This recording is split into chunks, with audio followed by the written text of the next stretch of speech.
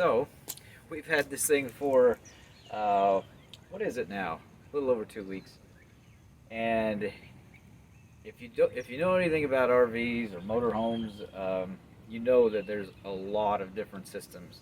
It can be quite complicated. This machine's got an air system. It has two engines. It has two alternators. It has AC power. It has DC power. Like, the electrical system is kind of a nightmare. And to be honest, it's a little beyond my capabilities sometimes, but slowly I've been going through it and trying to figure this out. Everything actually, when we got it, functioned properly for the most part. There were a few lights that were out, but the big thing is that it needs brake lights. The brake lights are not working. So I have been trying to sort this thing out.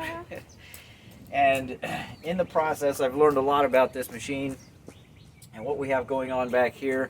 And so I've been just kind of going system by system and piece by piece trying to figure out how the brake lights are wired. And it has not been easy. So let's take a closer look and I'll show you some of the things I found on the electrical side of this. So first of all, most of the wiring for the engine is on this board right here. So presumably, unless I'm wrong, the lights come through there and engine controls, things like that. So there's power here.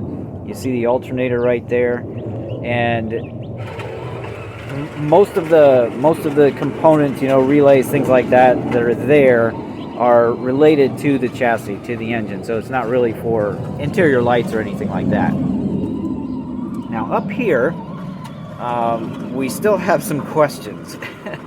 But I had these 5 relays. There used to be 6, and these are mounted up here. It looks like, it was done fairly well. We've got, some coloring codes here and quite a few wires, and this is all tied in. And then you've got the odd, extra wire that's wired in there as well. So I traced this system out and figured out that it actually goes nowhere. And it had been, going through here, and it kind of clutters up this space, but this is essentially where it ends. And I just have no idea what this might have been used for. There were apparently 6 circuits, maybe, because this little board here is also part of it. But I don't know, what it was intended for. It may have been the heat. There was a heating system on the bus that is now non-functional, and so effectively, all of this goes nowhere, and it just is making a mess for me here and getting in my way as I'm trying to figure out my brake lights. So I'm gonna take that stuff out of there, and hopefully that'll get me one step closer. So to give you an idea, when you have air brakes on a machine like this, you'll have the brake pedal up in the front. And then underneath the brake pedal are some air relays that relay to the brake air supply that they need to activate, and then that opens up those relays and allows the air pressure to go and move the brake chamber to drive the arm to set the brakes. And so there's an air switch somewhere that is supposed to, I think, activate this relay that I replaced. However, it's still not working. I still have some unknowns there. But by getting this other conduit out of the way, this was going across there and this was going across there. I'm going to pull that stuff out of there so I can get a better look at what's going on. I think his battery is about to die, so that'll improve our sound quality. I'll have to go charge this for him.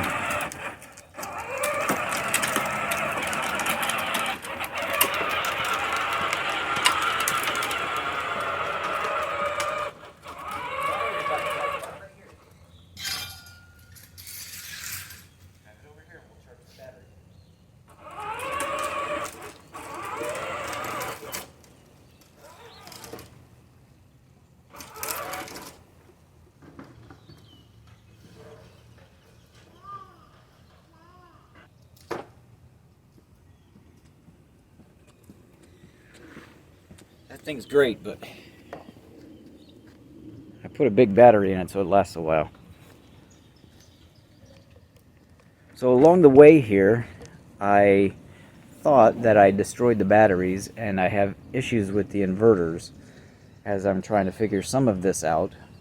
And I didn't realize that there's quite a load, and the house batteries do not have an isolator on them.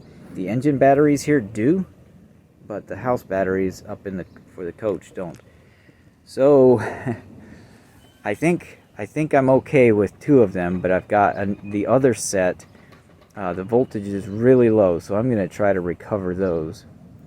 And so I've got chargers on them right now to try to get them back. I think I did blow up an inverter, and I'm not sure why exactly. I have some ideas, but this thing has a leveling system. It's hydraulic, electric-driven hydraulic system, and it draws a lot of amperage, and I think I overloaded the inverters up here. Let's take a quick look at these. So they're located here. These are 2 3,000 watt inverters. They're pretty good quality from what I can figure out, but I'm gonna have to figure out what happened, how I can maybe get them repaired, get this one repaired or something like that. This one I think will be okay once I get the batteries hooked up. They're almost fully charged, and I'm not, because of the way all this is buried, I don't really know for sure how this system is split up. Does everything run off of all the batteries and both inverters at once, or are they split up? It kind of seems like it's mix and match a little bit, but I'm definitely having to learn a lot about it.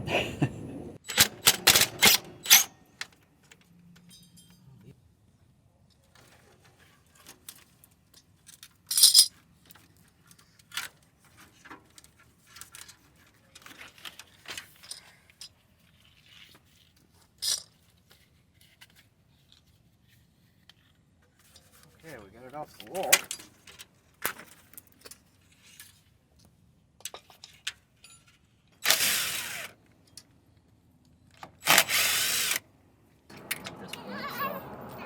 Out it comes.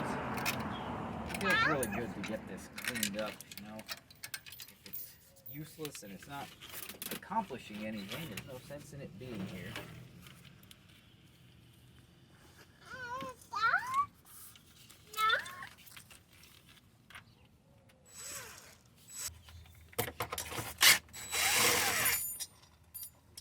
I'm going to hang on to most of this stuff. I think it could be quite useful. This will give me some stuff to work with, you know, if I need to make my own additions and changes. I know there's a lot of work I need to do on the lights. The lights in the engine bay here don't work.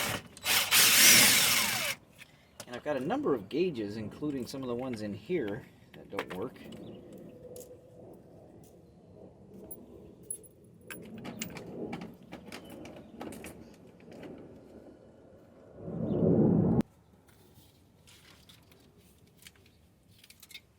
Last piece. So this was quite a wiring harness, and all this was stuffed in there doing nothing.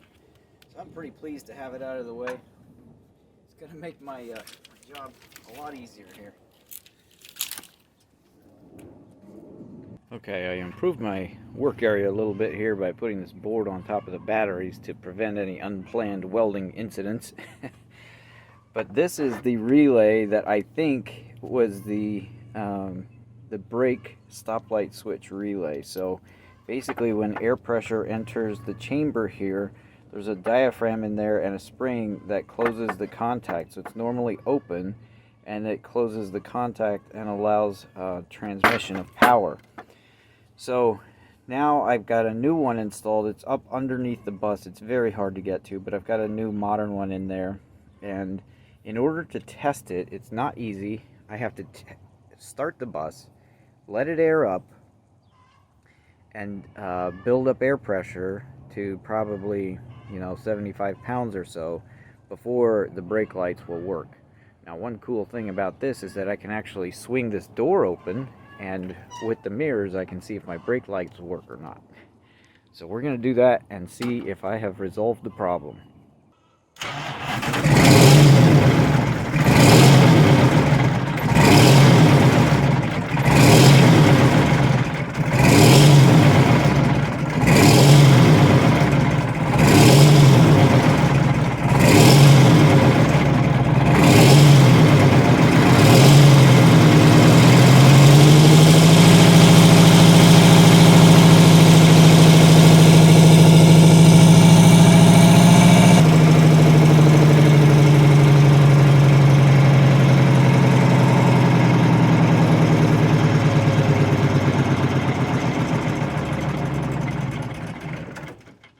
Well, I still don't have brake lights, and the engine is having a hard time this morning.